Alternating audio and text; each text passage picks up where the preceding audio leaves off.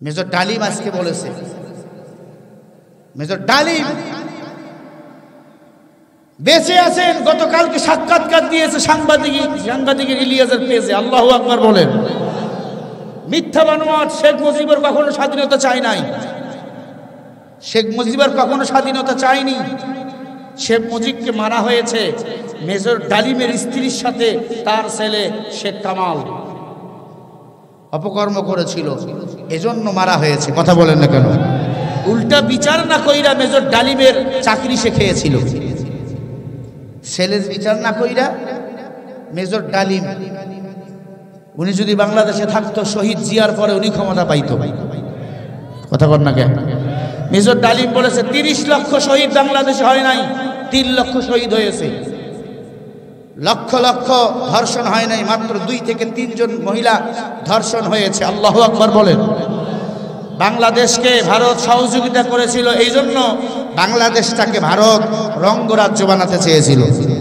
শেখ হাসিনা তাই করেছিল। ভারত যেমনে না চাইছে, হাসিনাও তেমনি পুতুলের মতো নাচছে। ঠিক কিনা?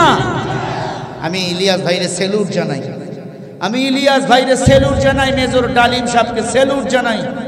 ওনার বিরুদ্ধে অনেক মামলা, উনি নাকি জঙ্গি, অনেক মামলা, এবং শহীদ জিয়াউর রহমান সাহেবের নামে অনেক কথাবার্তা বলেছিল এই কুলাঙ্গার হাসিনা। কথা বলেন না কেন? ও কুলাঙ্গার, ওর ছেলেটা কুলাঙ্গার, নাম জয়, পুরা শরীরে টেটু কুকুরের মতো। আর তারেক রহমান জনমানুষের নেতা, কপালে নামাজের চিহ্ন, সেজদার স্মৃতি আছে না নাই? এগুলো মুসলমানের নেতা। আর নাম তুলছে জয়, মেয়ের নাম তুলছে পুতুল।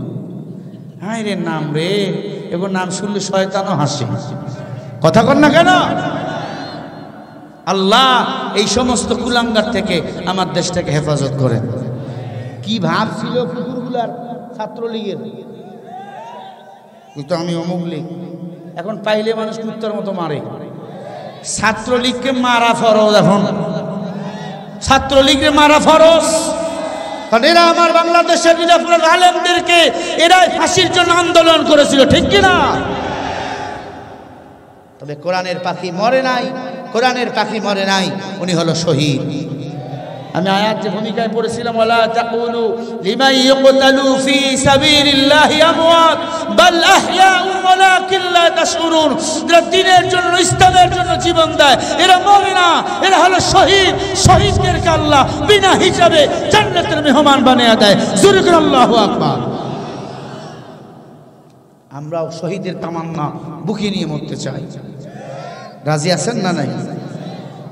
মহিলারা আছে নাকি মাহফিলে? কুমুরের কেউ নাই, দেখতেছি না। এই যুবকরা কই?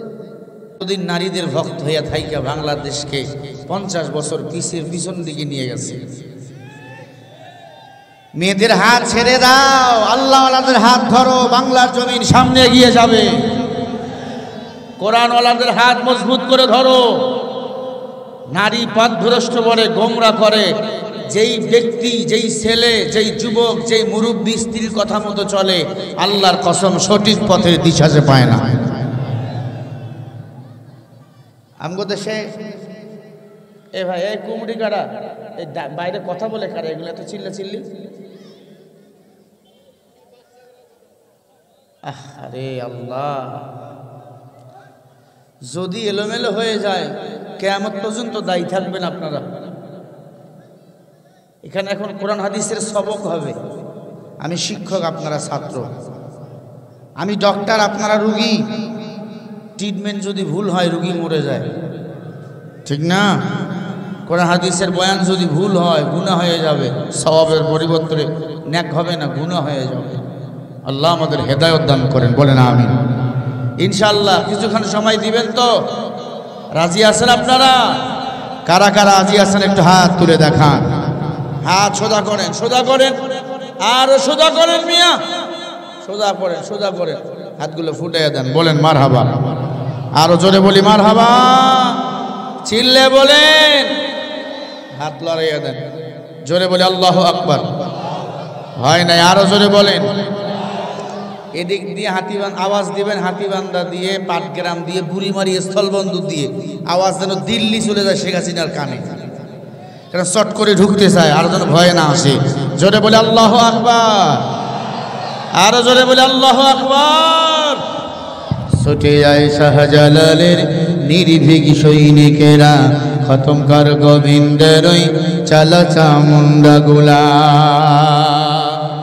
অলিদের এই ভূমিতে বিপ্লবের ওই মশাল জ্বালা, অলিদের এই ভূমিতে বিপ্লবের ওই মশাল জ্বালা।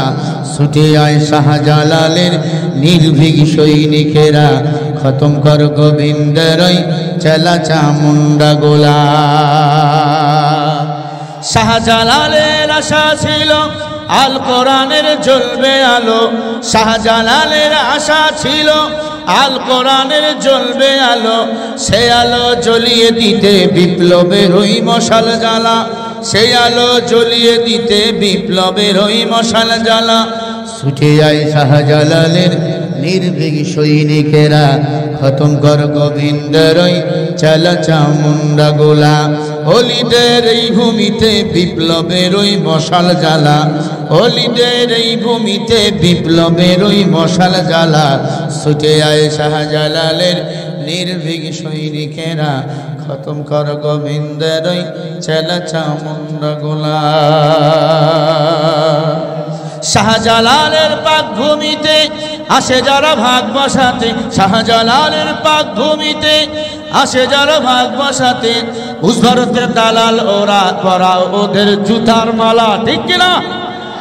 শাহজালালের পাক ভূমিতে আসে যারা ভাগ বসাতে, শাহজালালের পাক ভূমিতে আসে যারা ভাগ বসাতে। ভারতের দালাল ওরা পরাও ওদের জুতার মালা। ছুটে আয় শাহজালালের নির্ভীক সৈনিকেরা, খতম কর গোবিন্দের ওই চালা চামুন্ডা গোলা।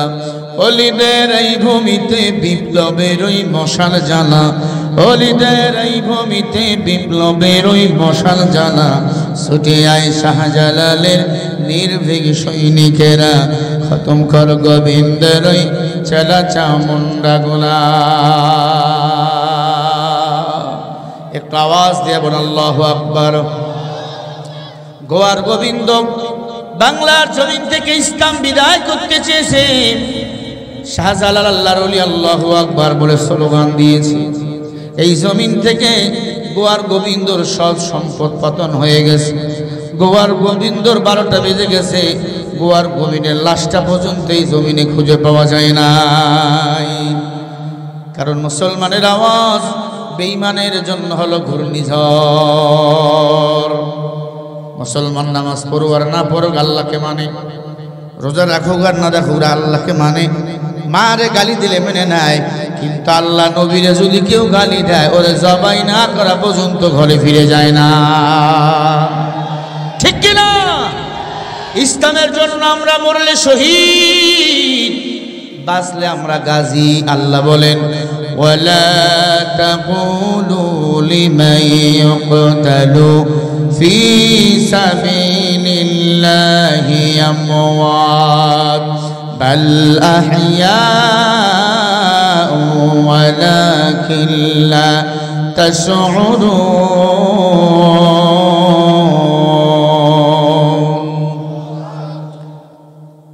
কোরআন শুনে যারা আল্লাহু আকবার বলে, আসমান জমিনের ফাঁকা জায়গা আল্লাহ বান্দার নামে নেক দিয়া পরিপূর্ণ করে দেয়। আল্লাহ বলে যারা কোরআনের জন্য ইসলামের জন্য জীবন দেয় এরা মরা না, এরা হলো শহীদ। আর শহীদটা মরতে দেরি, আমি আল্লাহর জান্নাতে যাইতে দেরি হয় না। ও যুবক, শহীদি কাফেলায় দাঁড়িয়ে যাও। আমার বাংলাদেশ স্বাধীন করতে যাই আমার ভাই আবু সাঈদ মুগ্ধ জীবন দিয়ে শহীদ হয়েছে, দুহাত প্রসারিত করে দাঁড়িয়েছে। আর কুলাঙ্গার পুলিশগুলাকে বলেছিল গুলি কর, এরপর বাংলাদেশে আর ওই ফ্যাসিস্ট হাসিনাকে আমরা থাকতে দেব না। ও মুসলমান, লাগতে পারে যুদ্ধ ভারতের দিল্লির সাথে। নবীজের ভবিষ্যৎবাণী গাজওয়াইহীন সমস্ত হিন্দুস্তানের বেধর্মীরা মুসলমানের সাথে যুদ্ধ লাগবে। এখানে হাজার হাজার হাজার হাজার মুসলমান শহীদ হয়ে যাবে। সেই যুদ্ধের কাফেলায় আমরা শরীক হতে রাজি আছি তো ইনশাআল্লাহ? ইনশাআল্লাহ এই যুদ্ধের মধ্যে আমরা বিজয় লাভ করব। এই যুদ্ধের প্রধান সেনাপতি হবে ইমাম মাহদী। বলেন আল্লাহু আকবার। ইমাম মাহদী আগমন করবে। ইমাম মাহদীর হাতে হাজার হাজার মানুষ মুসলমান হবে। ইমাম মাহদী পৃথিবীর জমিনে যখন আসবে, আল্লাহর বান্দা, তার নাম হবে মুহাম্মদ, তার আব্বার নাম হবে আব্দুল্লাহ, মায়ের নাম হবে আমিনা। মাহাদি হলো উপাধি, মাহাদি হলো উপাধি, আসল নাম হলো মুহাম্মদ। ইমাম মাহদী যখন দুনিয়াতে আসবে গো, একটা বেঈমানও তার চোখে চোখ দিয়ে কথা বলতে পাবে না। ইমাম মাহদীর জন্ম হবে মদিনায়, হিজরত করবে মক্কায়। আমার নবীর জন্ম হয়েছে মক্কায়, হিজরত করেছে মদিনায়। বুঝতে পারতেছেন? ইমাম মাহদীর জন্ম হবে মদিনায়, হিজরত করবে কোথায়? দায়িত্ব নিতে চাবে না, সবাই তাকে দায়িত্ব দিবে। এই দিক দিয়ে বাংলাদেশ, পাকিস্তান বলো, আফগানিস্তান বলো, এদের হিন্দুস্তানের সাথে যুদ্ধ চলবে। হাজার হাজার মানুষ শহীদ হবে। মুসলমান আল্লাহু আকবার স্লোগানের আওয়াজ তুলবে। ইমাম মাহদী তখন নেতৃত্ব দায়িত্ব গ্রহণ করবে। ইমাম মাহদী পৃথিবীর উচ্চতরে একজন নেতা হবে। ইমাম মাহদী এই পৃথিবীটা শাসন করবে 40 বছর। কয় বছর? শেখ হাসিনা শাসন করেছে কয় বছর? 15-16। এরপরে বলেছিল আমি কি হলাম? তুমি কিছুই না। তোর চেয়ে বড় নমরুদ একটা মশার কাছে ছিল দুর্বল, ফেরাউন ছিল দুর্বল, তুমি হাসিনা কিছুই না। ক্ষমতা ছেড়ে দেওয়ার পরে 10টা মিনিট এই জমিনে টেকতে পারো না। কত ইজ্জুমান্তাসা, বলেন ইজ্জতের মালিক কে? সবাই বলেন ইজ্জতের মালিক আমার আল্লাহ। এ আল্লাহর গোলাম নওদাবাদ এলাকার মুসলমান শেখ হাসিনা 15 বছর স্বৈরাচার শাসন করেছেন। কত মাস্তানি, কত মানুষকে খুন করেছে, গুম করেছে। কিন্তু ইমাম মাহদী, সুবহানাল্লাহ জোরে বলতে হবে, ইমাম মাহদী 40 বছর পুরা পৃথিবী শাসন করবে। একটা মানুষকেও বিনা অপরাধে মারবে না, খুন করবে না, গুম করবে না। আরো জোরে বলেন সুবহানাল্লাহ। ইমাম মাহদী আল্লাহু আকবার স্লোগান দিয়ে এগিয়ে যাবে। যারা ইমাম মাহদীর কাফেলায় থাকবে, এরপরে ঈসা নবী দুনিয়াতে আসবে। আল্লাহ রাব্বুল আলামিন ঈসা নবীর সাথে দাজ্জালের কঠিন যুদ্ধ লেগে যাবে। ইমাম মাহদীও সেখানে আগমন করবে। দাজ্জালের সাথে যুদ্ধ চলবে 100 বছর। কয়শো বছর বলেন? আরো জোরে বলেন কয়শো বছর? এ আল্লাহর বান্দা ইমাম মাহদী এবং ঈসা আলাইহিস সালাতু ওয়াস সালামের কাফেলায় যারা থাকবে, এরাই হবে বিজয়। আল্লাহ তাআলা এদেরকে চিরতরে সুখবর ঘোষণা দিয়েছেন, ইন্নাল্লাযীনা আমানু ওয়া আমিলুস সালিহাতি কানাত লাহুম জান্নাতুল ফিরদাউসি নুসুলা।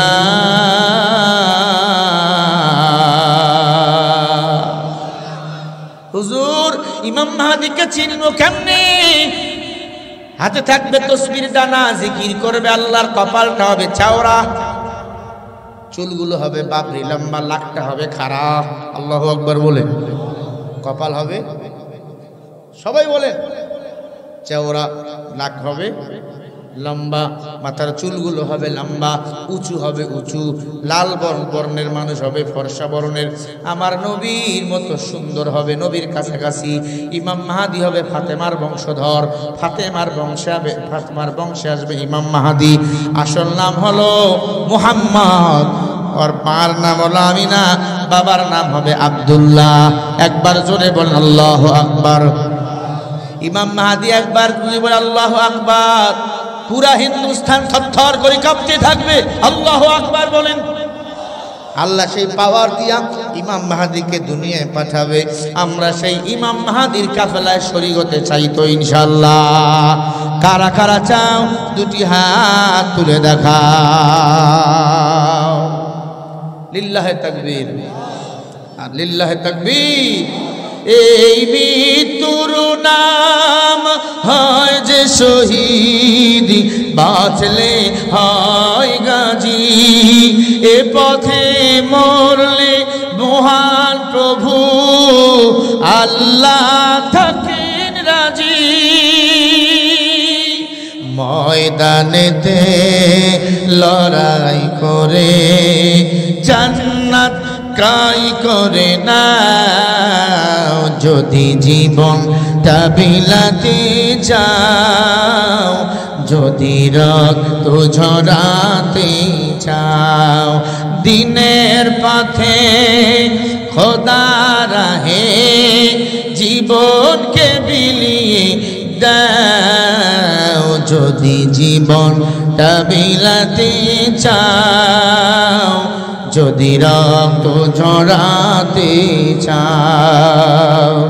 ওই ঘরের কোণে বসে মরার দাম তো নেই কোনো, খাঙ্কা ছাড়ো বাইরে আসো, বাতিলকে আঘাত হানো, ঠিক কিনা? এই পথেতে জীবন দিয়ে শহীদি খেতাব টানাও, যদি জীবনটা বিলাতে চাও, যদি রক্ত ঝরাতে চাও, দিনের পথে খোদা রাহে জীবনকে বিলিয়ে দাও, যদি জীবনটা বিলাতে চাও, যদি রক্ত ঝরাতে চাও। ইমাম মাহাদি যদি ঈসা আলাইহিস সালাতু ওয়াস সালাম যদি দ্বীনের পক্ষে যুদ্ধ করতে রাজি, জীবন দিতে রাজি, আমরা রাজি আছি তো? বলেন না ইনশাআল্লাহ? আরো জোরে বলেন ইনশাআল্লাহ। এখন প্রশ্ন আসতে পারে, হুজুর ইমাম মাহাদি কি বাংলাদেশও আসবে? প্রশ্ন আসতে পারে কিনা? কথা বলবেন। হুজুর মন করা করলে হবে না, দলিল দেন। দলিল হলো কোরআন। কথা বলে না, দলিল কি? কোরআনে সব কিছু আসেনি। আল্লাহ বলেন وَنَزَّلْنَا عَلَيْكَ الْكِتَابَ تِبْيَانًا لِكُلِّ شَيْءٍ وَهُدًى وَرَحْمَةً وَبُشْرَى لِلْمُسْلِمِينَ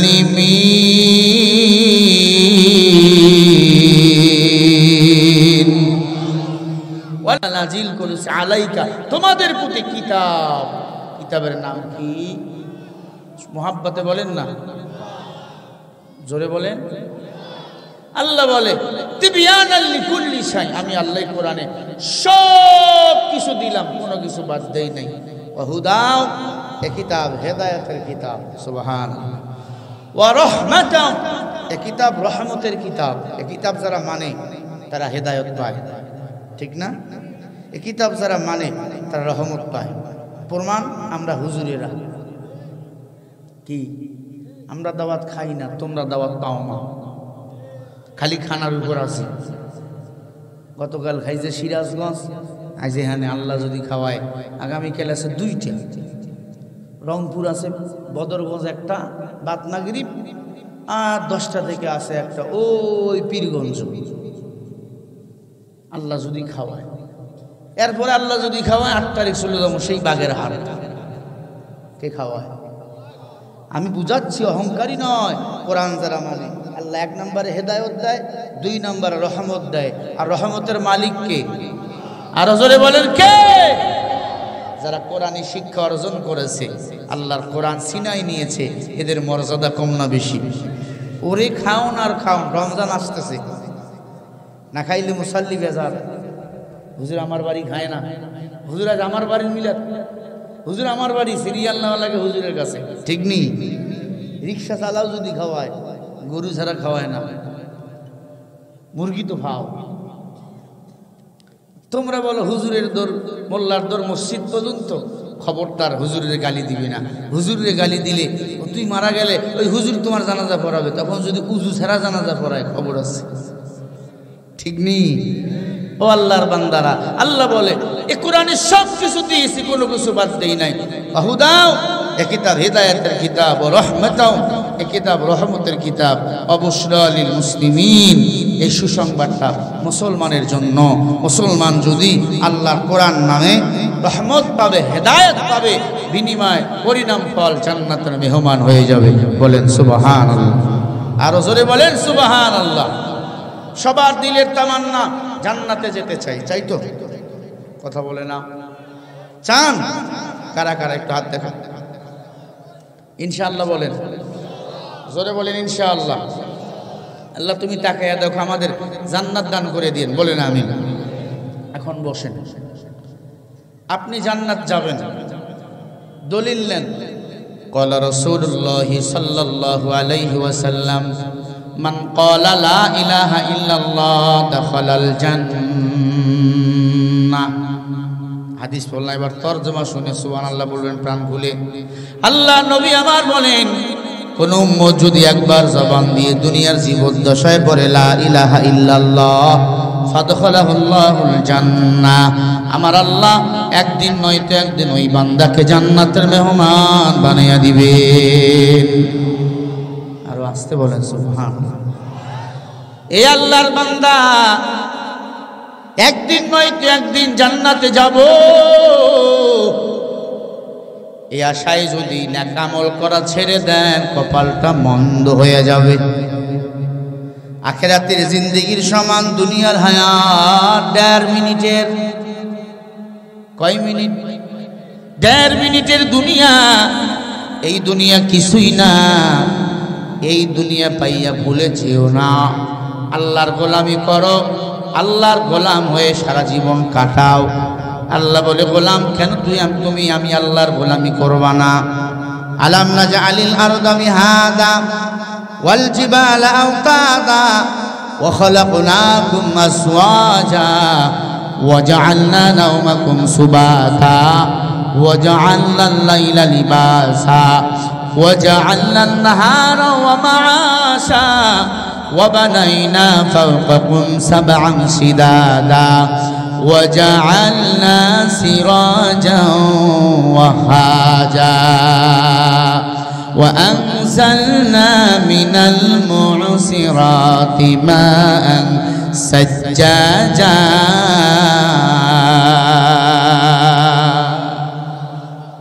কত দামি কথা আল্লাহ বলে। আল্লাহ বলে, গোলাম কেন আমারে মানবি না? কেন আমি আল্লাহর সিজদা দিবি না? বল, আমি আল্লাহকে জমিনটা তোর জন্য বিছানা বানিয়ে দেই নাই? বলেন, জমিন বিছানা বানিয়ে কে দিয়েছে? এই হতভাগা, কারে ভুলে যাও? আল্লাহ বলে, দেখ আমি আল্লাহ পাহাড়কে তোর জন্য পেরেক মেরে দেই নাই? আমি আল্লাহ আসমান থেকে তোমার জন্য বৃষ্টি বর্ষণ করি নাই? এই যে জমিনের মধ্যে ফসল লাগান, বৃষ্টি কে দেয়? জোরে বলেন। আমি আল্লাহ দিনকে তোমার জন্য কি কাজের ব্যবস্থা করে দেই নাই? জীবিকা অর্জনের সময় করে দেই নাই? রাতকে আমি আল্লাহ তোমার জন্য আরামের ব্যবস্থা করে দেই নাই? আমি আল্লাহকে তোমাদেরকে জোড়ায় জোড়ায় সৃষ্টি করি নাই? আমি আল্লাহ কি তোমার জন্য ঘুমার ব্যবস্থা করি নাই? আমি আল্লাহ তোমাদের সন্তানাদিরকে ব্যবস্থা করি নাই? আমি আল্লাহ একাধিক ফসলের ব্যবস্থা কি তোমার জন্য করি নাই? কেন তুমি আমি আল্লাহকে ভুলে যাবা? আমি আল্লাহকে যারা ভুলবা না, আমি আল্লাহ কথা দিলাম ওই বান্দার সাথে জান্নাতে সরাসরি মোলাকাত করব।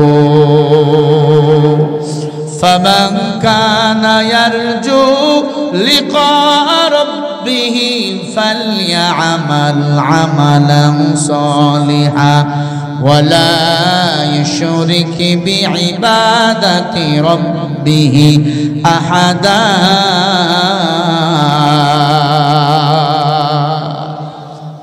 সূরা কাহাফ 110 নম্বর আয়াতের শেষের অংশে আল্লাহ বলেন, আমি আল্লাহর সাথে যদি মোলাকাত করতে চাও শিরিক করবা না, আমি আল্লাহর সাথে কাউকে অংশীদারিত্ব করবা না, খবরদার খবরদার শিরিক করবা না। 2 নম্বরে বেশি বেশি নেক আমল করো, আমলে সলে করো, তাহলে মৃত্যুর সাথে সাথে আমি আল্লাহ তোমার সাথে জান্নাতে মোলাকাত করব। বলেন সুবহানাল্লাহ।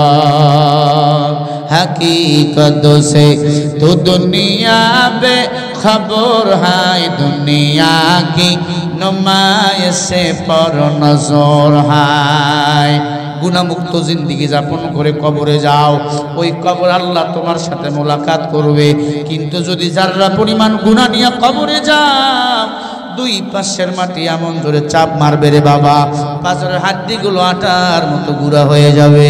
ও মুরব্বী আব্বা জান, ও মা বোন, ও যুবক ভাই, আওলামায়ে কেরাম, ও তালিবুল ইলম, আমি আমাকে বলছি, আমি আপনাদেরকে বলছি, এখন যদি মারা যাই জান্নাত যেতে পারবো এই গ্যারান্টি কেউ দিতে পারবেন? বলুন কেন? বলো মাহফিলের দরকার নাই কেন? বলো ওলামায়ে কেরামের বয়ানের দরকার নাই? না রে গোলাম না, ইলম তোমার মধ্যে নাই। যদি তোমার মধ্যে ইলম থাকতো এই কথা তুমি বলতা না। আল্লাহ কখন কার দোয়া কবুল করবে কেউ বলতে পারে না। আমলের বাহাদুরি কইরা, ইলমের বাহাদুরি কইরা কেউ জান্নাত যেতে পারবো না আল্লাহ যদি দয়া মায়া না করে। তার মানে নামা এলেম কালাম বাদ দিয়া গাঞ্জা ডানো বিনিটারও আল্লাহ দয়া করবে না? না, ভালো মন্দ বুঝার আকুল আল্লাহ তাআলা আপনাকে আমাকে দান করেছেন। আফা হাসিবতুম আন্নামা খলাকনাকুম আবাসা ওয়া আন্নাকুম ইলাইনা লা তুরজাউন। অনর্থক আল্লাহ মানুষকে দুনিয়ায় পাঠায় নাই, আল্লাহ মানুষকে দুনিয়াতে পাঠাইছে আল্লাহর গোলামির জন্য। আল্লাহর গোলামি করতে করতে গুনাহ করে ফেলেছো, কাঁদো, আল্লাহর কাছে ক্ষমা চাও, আল্লাহ মাফ করে দিবেন। উমরের দরবারে এক যুবক কান্দেছে, আমিরুল মুমিনিন উমর, এই উমর, আমি একটা পাপিষ্ঠ যুবক, আমি পাপ করেছি, আমার পাপের কথা মনে হলে আমি বড় ভয় পাই, আমি বেহুশ হয়ে যাই রে উমর। উমর বলে, যুবক কি পাপ করেছে একটু কি বলা যায়? যুবক বলে, আপনারে বলবো না, কারণ কথার আগে তরবারি চলে একজনের, তিনি হলো উমর। ঠিক না? ন্যায় বিচারক ছিল উমর। আল্লাহু আকবার। ন্যায় বিচারক ছিল। নবীজি এই জন্য উমরের ব্যাপারে বলেন, লাউকানা বাদি নাবিয়্যিন লাকানা উমর। আল্লাহ যদি আমার পরে নতুন কোন নবী বানাইতো, আমার সাহাবী উমর হইতো নতুন নবী। এ আল্লাহর বান্দারা, উমর বলে, যুবক বলো কি গুনাহ করেছো? বলে, বলবো না, ভয় লাগে, ভয়। যদি তরবারিতে দিয়ে কল্লা কেটে দাও, আমি এই যুবক মাপ না পাইয়ে কবরে যেতে হবে। উমর বলে, বলবা না, চলো রহমাতুল লিল আলামিনের কাছে চলো, কি গুনাহ করেছো? যুবক রে নিয়ে চলে গেল। যুবক আমার নবীর দরবারে গিয়া কান্দে।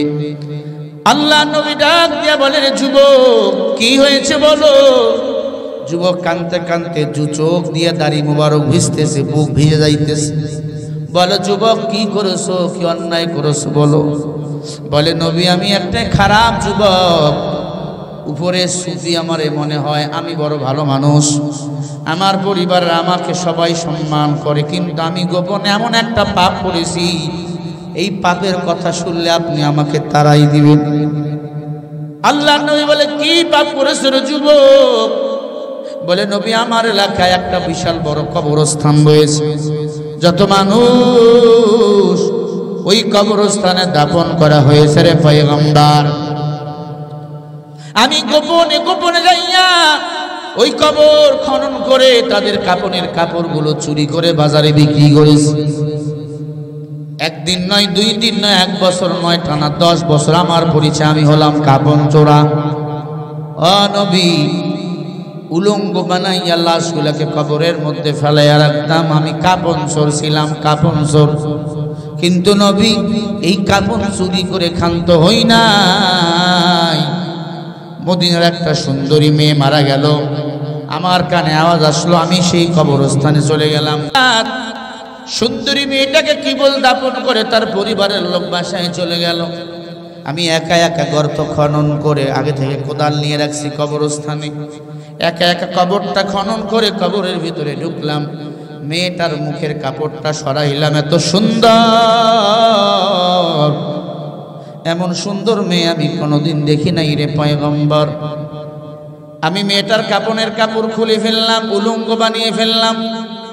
আমার নফসকে আমি সামলাইতে পারলাম না, আমি মরা লাশের সাথে এবার জেনা শুরু করলাম। ও মায়ার নবী, মরা লাশের সাথে জেনা করতেছি, জেনা করতেছি, জেনা করতেছি। ওমন সময় কবরের লাশটার জবান খুলে গেল, ডাক দিয়া বলে, রে যুবক, এ যুবক, তুমি কি করো? তোমার কি মরণের ভয় নাই? তোমার অন্তরে কি ইমানের কোনো দৌলত নাই? এই যুবক, মানুষ তো কবরে আসতে ভয় পায়, একা একা গভীর রাতে কবরে যাইতে পারবেন না, ভয় লাগে, ভয়। কারণ এই কবর হয় কারো জন্য জান্নাতের বাগান, আর ওই কবর হয় কারো জন্য জাহান্নামের টুকরা। আল্লাহ বলেন, ফামান ইয়ামাল মিসকালা যাররাতিন খায়রান ইয়ারা ওয়া মান ইয়ামাল মিসকালা যাররাতিন শাররান ইয়ারা। এ যুবক, যাররা পরিমাণ যদি কেউ গুনাহ নিয়ে কবরে যাও, এর সাজাও ভোগ করা লাগবে। আবার যাররা পরিমাণ যদি নেক আমল নিয়ে কবরে যাও, এটার পুরস্কার বলেন দিবেন কে? সবাই বলেন একটু দিলের কান লাগাইয়া কথা শুনবেন। এই মাঝখানে যুবকগুলো, এই কি খারাপ লাগে? আরো গজল হবে ইনশাআল্লাহ, গজল হবে, 4-5টা গাবো, আমাদের কলরবের সঙ্গীত হবে। ইমাম মাহাদি কি বাংলাদেশও আসবে, এখানে কিন্তু আটকাইয়া দিছে, কথা কয় না, শোনা যাবে না ইনশাআল্লাহ। শেষ পর্যন্ত সময় দেওয়া যাবে, জোরে বলি ইনশাআল্লাহ। ভাইরা আমার, মাঝখানে যদি ফুট করে কেউ উঠে, তাকে ধরে বসাই দিবেন। এ আল্লাহর বান্দা যুবক বলে, পয়গম্বর, লাশটার জবান খুলে গেল। আমাকে ডাক দিয়া বলে, যুবক, তোমার কি মরণের ভয় নাই? একটু জবাব দেন, সবাইকে মরতে হবে কি হবে না? নওদাবাসের এলাকার মানুষ মরবে না?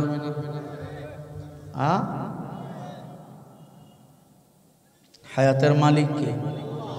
আল্লাযী খালাকাল মাউতা ওয়াল হায়াতা লিয়াবলুয়াকুম আইয়ুকুম আহসানু আমালা ওয়া হুয়াল আজিজুল গফুর।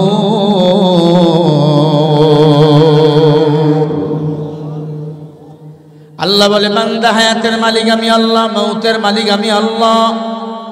দুনিয়ায় পাঠাইলাম বেশি বেশি নেক আমল করবা। আমি আল্লাহ ভালো আমল চাই, আমি আল্লাহ বদ আমল চাই না। আল্লাহ বলে আহসানু আমালা। আল্লাহ আকসারু বলেন না, আল্লাহ চায় ভালো আমল। ভালো আমল করে যারা কবরে যাবে, আমলটা যদি কমও হয়, পরিণাম ফল যদি ভালো হয়, আল্লাহ তাআলা ওই কমন আমলটাকে যাচাই বাছাই করে জান্নাতের মেহমান বানাবে। বলেন সুবহানাল্লাহ। আতিনা ফি দার দুনিয়া না হাসান, আতিনা ফি দারে উকবা না হাসান। বলেন, হায়াতের মালিক কে?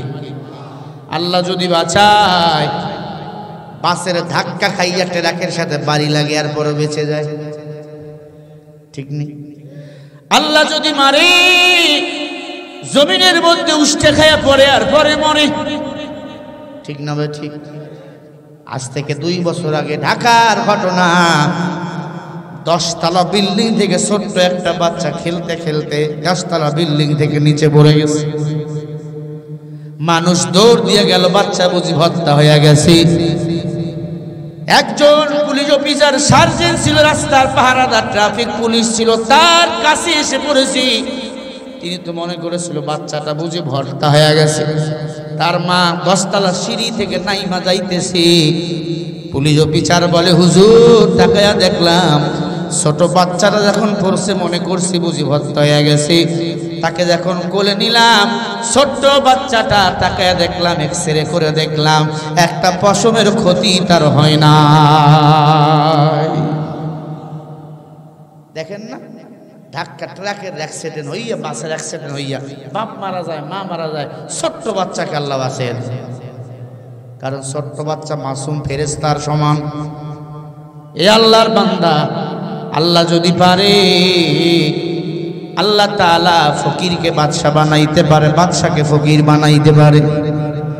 বাংলাদেশে দেখো কয়েক মাসের ব্যবধান, যারা টপ লেভেলের ক্ষমতাধর ছিল তারা এখন জেলখানায়। কথা কয় না, কথায় কথায় যারা বলতো খেলা হবে তারা নাই, বাংলার জমিন থেকে ভারতে পালিয়ে গেছে। বলেন এদের কাজ তার ফকির বানাইছেন কে? আল্লাহ। হায়াতের মালিক আমার আল্লাহ। 2019 সালে ভারতে আমি বয়ান করতে গিয়েছিলাম। 2019 সালে মাত্র 13 দিন ছিলাম। 13 দিন। কয়দিন? কথা কয় না। ওদিকে কথা কই না, এদিকে এ আল্লাহর বান্দা, ভারতের আসাম এলাকায় হিন্দু দূষিত এলাকা, মুসলমানের সংখ্যা খুবই কম। একটু জবাব দিয়া বলেন, ভারতে মুসলমানের সংখ্যা বেশি না হিন্দুর সংখ্যা বেশি? আসাম এলাকায়, ওই এলাকায় হিন্দুর সংখ্যা বেশি, মুসলমানের সংখ্যা কম। এক গর্ভবতী মহিলা মারা গেলেন। গর্ভবতী মহিলা ইন্তেকাল হওয়ার পর পেটের মধ্যে ছিল 8 মাসের বাচ্চা। কয় মাস? আরো জোরে বলেন। 8 মাসের বাচ্চা মারা গেছেন গর্ভবতী মহিলা। আল্লাহর বান্দিকে দাফন করা হলো। দাফন করাবার পর 6 মাসের মাথায় সেই এলাকায় আমি বয়ান করতে গিয়েছিলাম। আসাম থেকে প্রায় বিমানে গোয়া যাইতে হয়। গোয়ায় প্রায় 950 কিলোমিটার রাস্তা।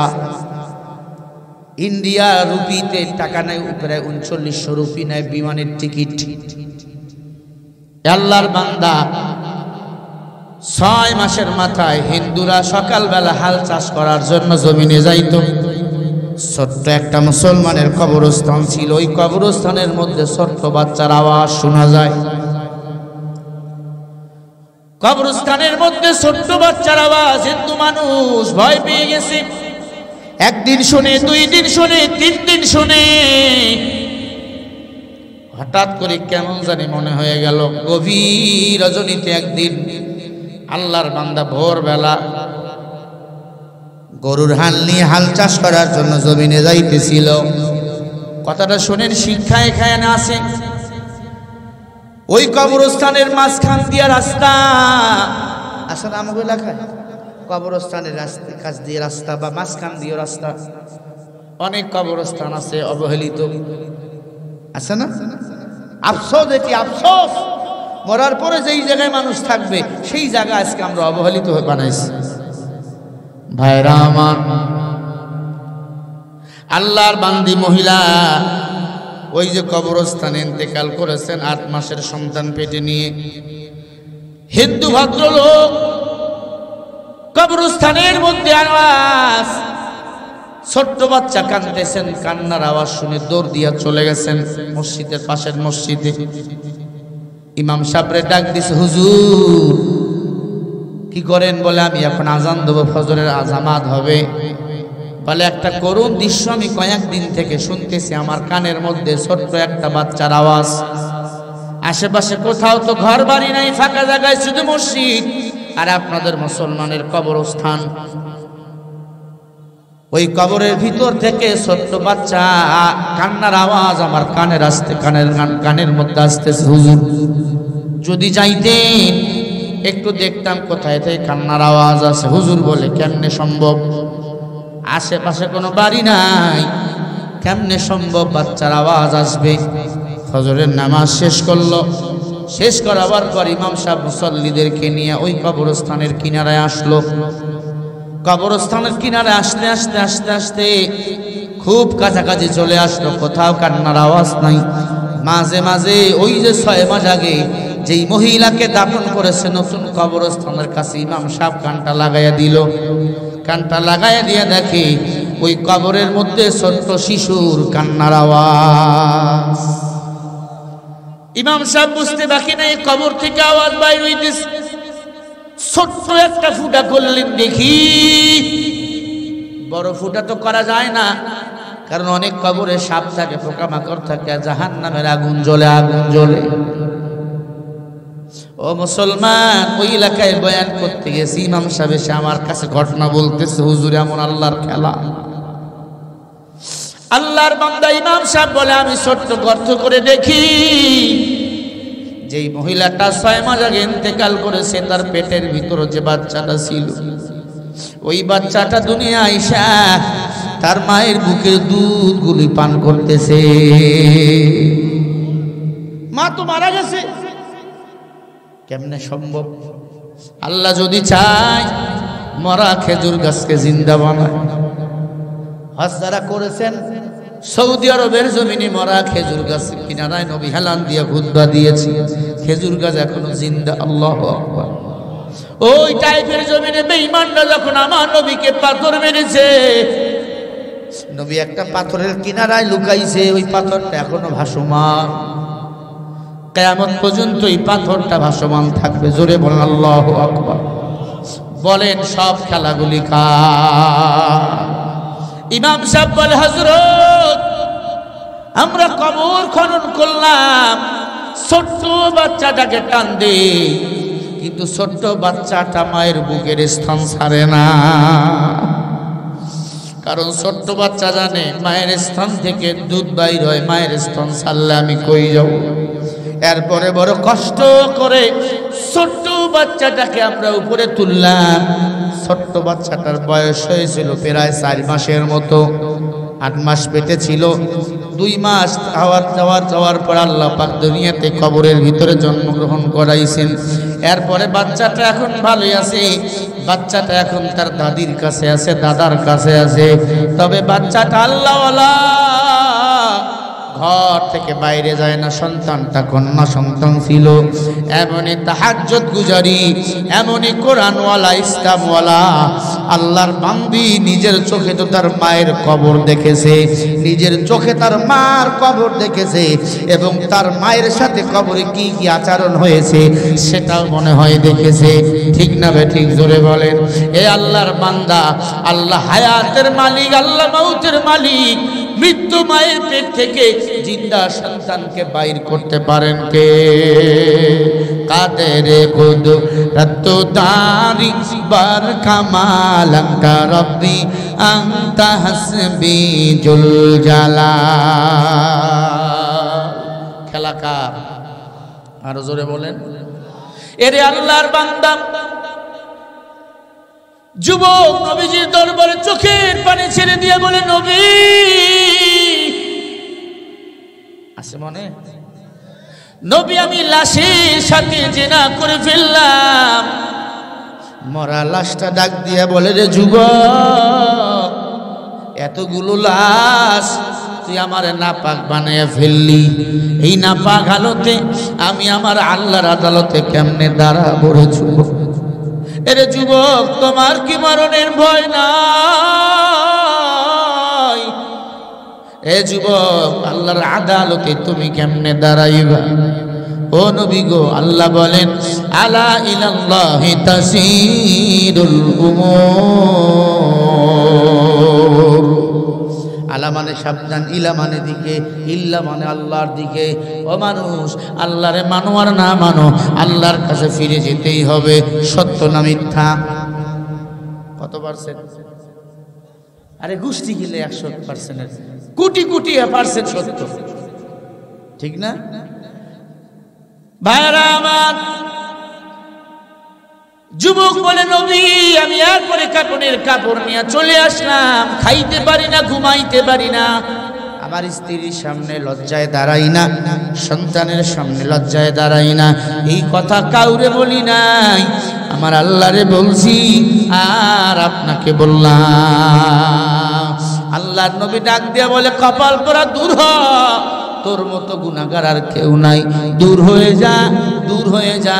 যুবক একটা চিৎকার দিয়ে দৌড় মারলেন, জঙ্গলার ভিতর চলে গেলেন, তাওবার মধ্যে শামিল করলেন নিজেকে, কাঁদতেছেন আর চোখের পানি ছেড়ে বলে আল্লাহ তুমি যদি মাফ করে না দাও কে আমাকে মাফ করে দিবেন?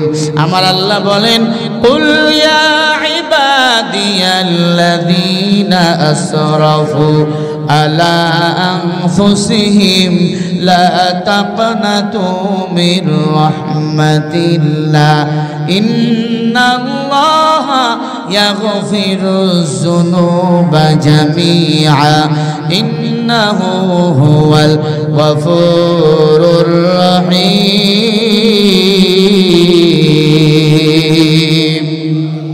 সূরা জুমার 53 নম্বর আয়াত। আল্লাহ বলে এই গোলাম ভালো করে শোন, কেউ যদি গুনাহ করতে করতে পাহাড় পরিমাণ যদি গুনাহ করে ফেলো আর আমি আল্লাহর কাছে যদি মাপ চাও, আমি আল্লাহর সাথে সাথে পাহাড় পরিমাণ গুনাহগুলোকে মাফ করে দেই। সুবহানাল্লাহ। আগামীকালকে বলেন, বলো আল্লাহু আকবার। অযুবক গুনাহ করব, মাপ চাবো কার কাছে? সবাই বলেন না কেন? যুবক চোখের পানি ছেড়ে কান্দে, আল্লাহ তুমি ছাড়া কেউ নাই, কেউ নাই রে আল্লাহ তুমি ছাড়া। নবীজি দরবার থেকে খেদাইয়া দিল। আল্লাহ সাথে সাথে আমার নবীর কাছে আয়াত নাজিল করলেন ইল্লা মান তাবা ওয়া আমানা ওয়া আমিলা আমালান সালিহা ফাউলাইকা ইউবাদদিলুল্লাহু সাইয়্যাতিহিম হাসানা ওয়া কানাল্লাহু গফুরার রহিমা।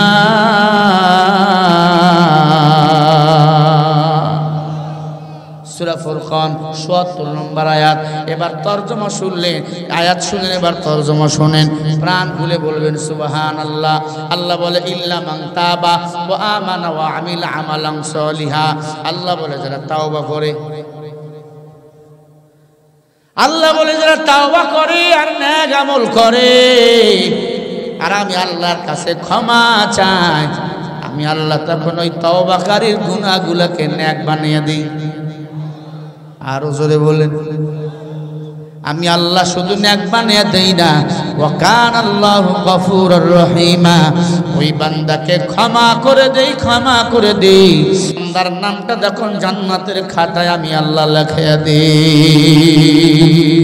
আল্লাহ আল্লাহ কা মুবারক নাম হায়, আল্লাহ আল্লাহ আশিকু কা কাম হায়।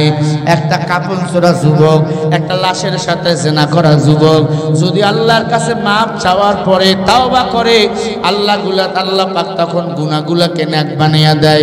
আপনি আমি তো লাশের সাথেও জিনা করি নাই, কাপনের কাপড়ও চুরি করি নাই, আল্লাহর কাছে কাঁদবো রে বাবা, 5 ওয়াক্ত নামাজ পড়ে বেশি বেশি ইস্তেগফার পড়ব, আস্তাগফিরুল্লাহ আস্তাগফিরুল্লাহ আল্লাযী ওয়া আতুবু ইলাই লা হাওলা ওয়ালা কুওয়াতা ইল্লা বিল্লাহ। সাথে সাথে আমার আল্লাহ আস্তাগফিরুল্লাহ মানে আল্লাহ তুমি ক্ষমা করে দাও, আমার চাওয়াগুলো তুমি পুরা করে নাও। আল্লাহ বলে তোর গুনাহগুলোকে ক্ষমা করে দেই। এবং ইস্তেগফার নামাজের পরে পড়ার কারণে, যে কোনে নেক আমলের পরে ইস্তেগফার পড়ার কারণে আমি আল্লাহ তোর জীবনের সব চাওয়াগুলো পুরা করে নেই। সুবহানাল্লাহ বলেন না? খারাপ লাগে ভাই? গালি দিছি আপনাদের, আঙুলির বাস দিছি, কামাতা দিদু তুদান, যেমন কর্ম তেমন ফল। ওরা যেমন পাপ করেছে এমন প্রাশ্চিত্য করতেছে, ঠিক নেই? আজকে দেখলাম ওই কুমিল্লা চট্টগ্রামের এলাকার ঘটনা। এগোসি নাম হলো নিজাম। কি নাম? নিজাম। ওসির নাম হলো নিজাম। বিএমপির কিছু লোক ওসিকে ধইরা বাদাম পিডান পিডাইতেছে। আল্লাহর বান্দাকে যখন টের পাইছে, আল্লাহর বান্দা মার্কেট করতে আসছে স্ত্রীকে নিয়া, স্ত্রী আগে সাটাম হয়ে গেছে, আল্লাহর বান্দা ওসি নিজাম আর পালাতে পারে নাই। ওকে মারতেছে, সাংবাদিক গেছে, ভাই মারতেছেন কেন? বলে এ ছিল আওয়ামী লীগের 5 গোলাম, এ ছিল স্বৈরাচারের দোসর, 15টা বছর এ আমাদের শান্তিতে থাকতে দেয় নাই। এমন পুলিশ, এমন আওয়ামী লীগের পাতি নেতা বলেন হাতীবান্ধায় ছিল কে ছিল না? হাতীবান্ধা শহর মাঠে ওয়াজ করতে আসছি, খালি বলেছিলাম মামুনুল হক ধর্ষণ ছিল না। আল্লাহু আকবার। পরে প্রমাণিত হলো উনি ধর্ষক ছিল না, ওই মামলা দেয় নাই, অন্যায় মামলা দিয়েছে, উনি নাকি মোবাইল আর মানিব্যাগ চুরি করছে। দেখেন এই মিথ্যা মামলা শয়তানও মানে না, কথা কয় না। শুধু বলছিলাম মামুনুল হক হুজুরের মুক্তি দেন, আল্লামা সাঈদী কোরআনের পাখির মুক্তি দেন। তখন আমার গাড়িটা ভেঙে দিয়েছে। এই যে হাতীবান্ধা, এই দাওয়াতটা নিয়েছিল মাওলানা আব্দুল হান্নান সাহেব। আমি ওয়াজে, আমার ড্রাইভার তো ঘুমায়। মাহফিল ছিল কক্সবাজার, কক্সবাজার শেষ করে হাতীবান্ধা, কোনো মতো আইয়া একটু খাইয়া উঠছি, ড্রাইভার তো ঘুম। পরের দিন মাহফিল নাটক, ওমা গিয়া দেখি সামনের গ্লাস ছাতু করে দিছে। মারলো কেডা? জিবরিল আমিন। ভাঙলো কেডা? জিবরাইল। এ আওয়ামী লীগ স্বৈরাচাররা ভাঙছে। তোমরা আমার গাড়ি ভাঙছো, আফসোস নাই। সেদিন বলেছিলাম আল্লাহ মামুনুল হকও মুক্তি পাবে, কোরআনের পাখিও মুক্তি পাবে, কিন্তু বাংলার জমিনে স্বৈরাচার থাকতে পারবে না। স্বৈরাচার কি আছে? স্বৈরাচারের দোসর ওসি নিজামকে এমন মারা মারছে, মারি খাইতেছে আর বলে ভাই আমার মেয়ে আছে, আমার বাচ্চা আছে, আমাকে ছেড়ে দেন। এই বেটা, আমাদের কি পোলাপান ছিল না? আমাদের উপর কেন জুলুম করস? নিরপরাধ মানুষগুলোকে তুলে নিয়ে মিথ্যা মামলা দিত, জঙ্গির নাটক সাজাইত, ঠিক কিনা? বুড়াগুলাকে পাইলে বানাইতো রাজাকার, জোয়ানগুলাকে পাইলেই ভোট বানাইতো শিবির, কথা কয় না কেন? মুসলমান ইমানদার আর আমার বিএনপির পোলাপান ভাইদেরকে ফুটবলের মতো মারতো। ফুটবল যেমন লাথি মারতো, বিএনপির ছেলেদেরকে ফুটবলের মতো লাথি মারতো। বিএনপিকে বলবো সাবধান, সামনের দিনে ক্ষমতায় আপনারা আমরা মিলেমিশে আসবো, কোন স্বৈরাচার যেন আমাদের মাঝে ঢুকে এই সুযোগ সুবিধা ভোগ করতে না পারে, ঠিক কিনা বলো? সামনের দিন কোরআনের দিন, সামনের দিনে মদিনার ইসলাম দিয়ে বাংলার জমিন চলবে, সামনের দিনে কোরআন দিয়ে বাংলাদেশ চলবে। কারা কারা চান? দুটি হাত তুলে দেখা হয় মুসলমানেরা।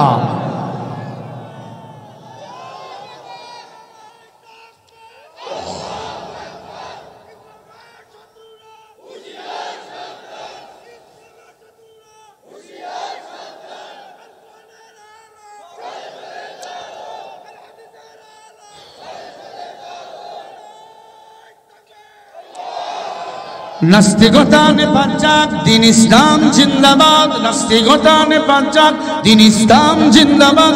কোটি প্রাণে একই আওয়াজ, খোদাদ্রোহী ছাড় পাবে না, এই বাংলায় ঠাই হবে না, মুসলমানরা জেগেছে আজ।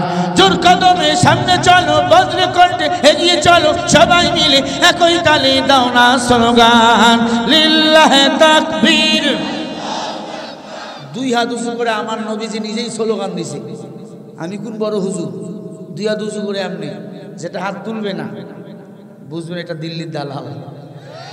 লিল্লাহে তাকবীর, আল কোরআনের আলো।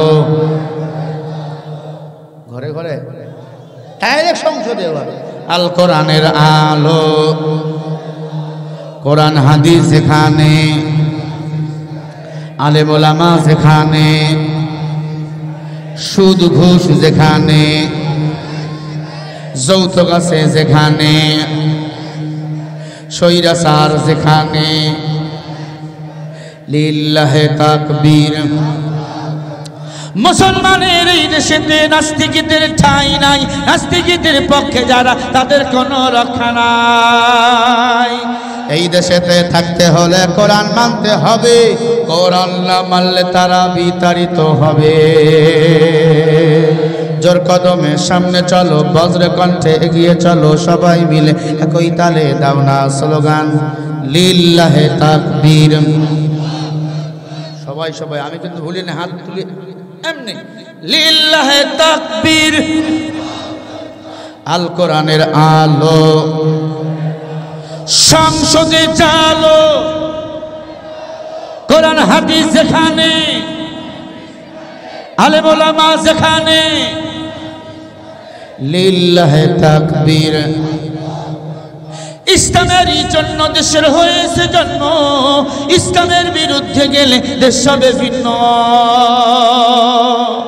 ইসলামের বিরুদ্ধে যারা নিয়েছে অবস্থান, এই বাংলায় ঠাই হবে না, যাও হিন্দুস্তান। ঠিক কিনা বলো? ইসলামের বিরুদ্ধে যারা নিয়েছিল অবস্থান, এই বাংলায় ঠাই হয়নি, গেছে হিন্দুস্তান। জোর কদমে সামনে চলো, বজ্র কণ্ঠে এগিয়ে চলো, সবাই মিলে একই তালে দাও না স্লোগান লিল্লাহে তাকবীর। সবাই দেখেন, তোলে না কেটাই, বুড়া বেটা তোলে না, লিল্লাহে তাকবীর। আল কোরআনের আলো। এবার একসাথে বলবেন, পালাইছে রে পালাইছে, পালাইছে রে পালাইছে শেখ হাসিনার গালে গালে। কয় না শেখ হাসিনার গালে গালে, জুতা মারো তালে তালে। সি সি হাসিনা, সি সি হাসিনা। দিল্লি না ঢাকা, দিল্লি না ঢাকা, গোলামি না আজাদি, আজাদি আজাদি, গোলামি না আজাদি। দিল্লি না ঢাকা, নারাই তাকবীর। হয় নাই, আওয়াজ কমে গেল কেন? আগে বলছি হ্যাঁ আওয়াজ দিবে না, একবারে বুড়ি মারি দিয়া সীমান্ত বাইরে একবারে দিল্লি চলে যাবে। লিল্লাহে তাকবীর।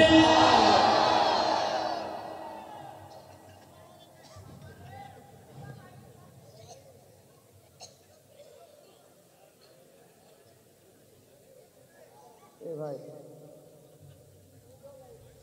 কালেকশন একবার করেন নাই না?